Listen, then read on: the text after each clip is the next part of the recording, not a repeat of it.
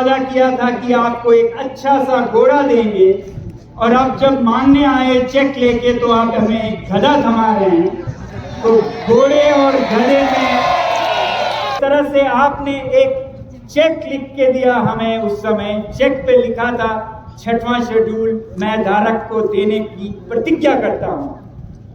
मगर अफसोस उसके बाद के महीनों और सालों में जब हम इस चेक को लेकर कैश करने गए तो इस पे ठप्पा लगता है कि ये चेक बाउंस हो गया, इस चेक में से आपको कुछ नहीं मिलेगा। 6वां शेड्यूल सिर्फ ये कहता है कि यहाँ पर ऑटोनमस काउंसिल्स बनेंगे जिनमें चुने हुए प्रतिनिधि अपने फैसले खुद करेंगे। अपने लद्दाख यूटी बना तो आप ही ने, आपकी सरकार ने एक बार नहीं 2 बार चुनावों में, घोषणा पत्रों में लद्दाख से ये वादा किया कि ऐसा संरक्षण लद्दाख को दिया जाएगा। हम चरवाहों के साथ जाएंगे और वो हमें दिखाएंगे कि कहां तक उनके चरागे थे, और जब हमें रोका जाएगा या भारत या चीन के सेना के द्वारा, उससे आप लोगों को पता चलेगा कि कितना अतिक्रमण हुआ है। तो हमें 6वां शेड्यूल सिर्फ ये कहता है कि यहाँ पर ऑटोनमस काउंसिल्स बनेंगे जिनमें चुने हुए प्रतिनिधि अपने फैसले खुद करेंगे अपने विकास का, और उनके पास नियम बनाने की क्षमता होगी, कानून होगी, लॉ मेकिंग पावर। तो यही आपसे हम मांग कर रहे हैं, बल्कि मांग ही नहीं, ये आपका वादा है। जब लद्दाख यूटी बना तो आप ही ने, आपकी सरकार ने एक बार नहीं 2 बार चुनावों में, घोषणा पत्रों में लद्दाख से ये वादा किया कि ऐसा संरक्षण लद्दाख को दिया जाएगा। मैंने पहले भी दिखाया है, आज फिर दिखाऊंगा कि 2019 में जब ये संसद के चुनाव हो रहे थे, आपने पहले 3 बिंदुओं में लद्दाख को 6वें शेड्यूल में संरक्षित रखने का वादा किया था। और फिर 2020 में जब लद्दाख यूटी बन चुका था और यहाँ का जो पर्वतीय काउंसिल है, हिल काउंसिल, उसके चुनाव हो रहे थे, तब फिर ये वादा दोहराया गया था। उस समय तो फिर इस मांग को सूची में पहला बिंदु रखा गया था, लद्दाख को हम संरक्षण देंगे 6वें शेड्यूल में। तो एक तरह से आपने एक चेक लिख के दिया हमें। उस समय चेक पे लिखा था 6वां शेड्यूल मैं धारक को देने की प्रतिज्ञा करता हूं। मगर अफसोस उसके बाद के महीनों और सालों में जब हम इस चेक को लेकर कैश करने गए तो इस पे ठप्पा लगता है कि ये चेक बाउंस हो गया, इस चेक में से आपको कुछ नहीं मिलेगा। आज हम आपको फिर गुहार लगाने आए हैं कि आपका दिया हुआ चेक बाउंस हो गया, ये वादा झूठा निकला। और हम नहीं समझते कि आप झूठ बोलेंगे, हम नहीं समझना चाहते हैं कि आप बेईमानी करेंगे। हम शायद यही समझना चाहते हैं कि अभी भी देर है, अंधेर नहीं है। क्यों? क्योंकि आप सच्चाई के मानने वालों में से हैं। आप जब राम मंदिर बनाते हैं अयोध्या में, तो वो सिर्फ एक ईंट पत्थर का मंदिर नहीं, वो सिर्फ एक पत्थर की मूर्ति नहीं। हमें यकीन है कि वो राम, श्री राम, भगवान राम के आदर्शों का एक मंदिर है, और आप उनके अनुसार चलते हैं।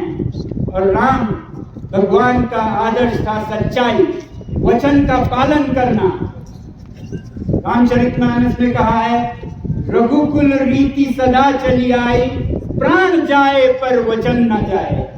प्राण जा सकते हैं मगर वचन नहीं जा सकते हैं। तो ये उम्मीद हम करते हैं उन नेताओं ने जिन्होंने राम का सम्मान किया, वो उनके आदर्शों का भी सम्मान करेंगे, और प्राण जाए पर वचन नहीं जाएंगे, वरना प्राण हमारे जाएंगे अनशन में, ताकि आप वचन से न गिर पाएं।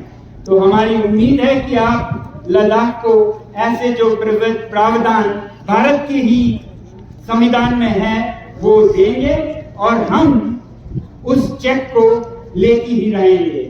हम कैसे मान लें कि जो आप 6 शेड्यूल के बदले एक कॉन्स्टिट्यूशनल सेफगार्ड देंगे, एक धुंधला सा कॉपी किसी चीज का जो आप देंगे। हमें तो वादा किया था कि आपको एक अच्छा सा घोड़ा देंगे, और आप जब मांगने आए चेक लेके तो आप हमें एक गधा थमा रहे हैं। तो घोड़े और गधे में फर्क तो लद्दाख के लोगों को भी समझ आता है। अगर आपकी नीयत ठीक होती तो आप अपने वादे के अनुसार, ये नहीं कि हम कुछ नया मांगे, अपना वादा तो पूरा करते। हमें आप ये कुछ और दे के बहला के वापस ना भेजते। तो हम मांग करते हैं कि आप हमें जो चेक पे लिखा है वही देंगे। हमें उम्मीद है कि आप भी अपने बच्चों को यही सिखाते होंगे कि हक मांगना आना चाहिए। जो वादा किया है उसका निभाने का भी हमें विवश करना आना चाहिए, और ऐसा विवश करने के लिए हम किसी और पे कोई जुल्म, कोई तकलीफ नहीं डालेंगे, हम खुद पे तकलीफ डालेंगे। आज से हम ये अनशन शुरू कर रहे हैं 21 दिन के, जब तक हमारी ये उम्मीदें पूरी ना हो, जब तक आप सच्चाई पर खरा ना उतरे। तो ये हमारी उम्मीद है आपसे 6 शेड्यूल के प्रति। क्यों ये जरूरी है लद्दाख के लोगों के लिए? लद्दाख के लोग आज पिसे जा रहे हैं। उनका जमीन जो कि बहुत कम उपजाऊ है,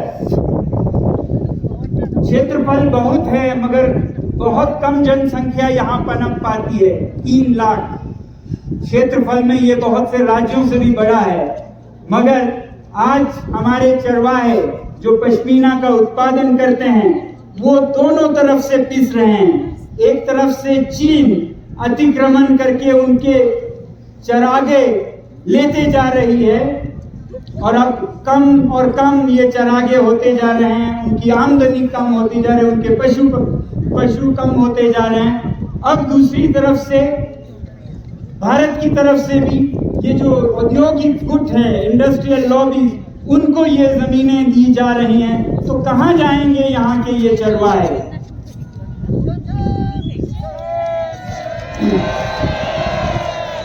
एक तरफ चीन का अतिक्रमण, दूसरी तरफ औद्योगिक घरों का यहाँ बहुत कतारें लगी हैं। जो उनमें से सबसे अच्छा है, जो हम भी चाहते हैं हो यहाँ लद्दाख में, वो है सूर्य ऊर्जा की, बिजली की, सूरज की। लद्दाख में सूरज बहुत है।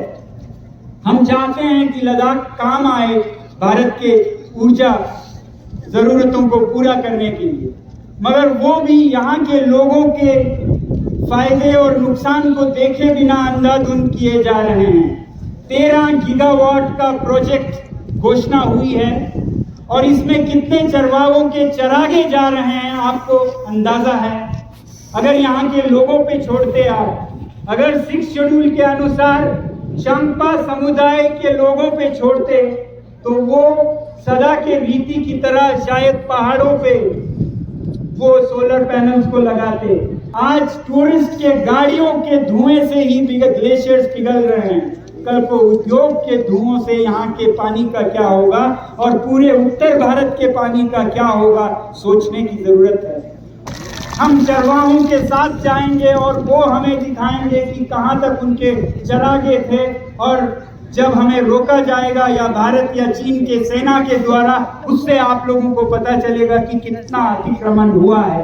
तो हम एक बॉर्डर मार्च की भी कल्पना कर रहे हैं, जिससे कि देश और दुनिया को पता चले लद्दाख के लोगों के साथ क्या हो रहा है।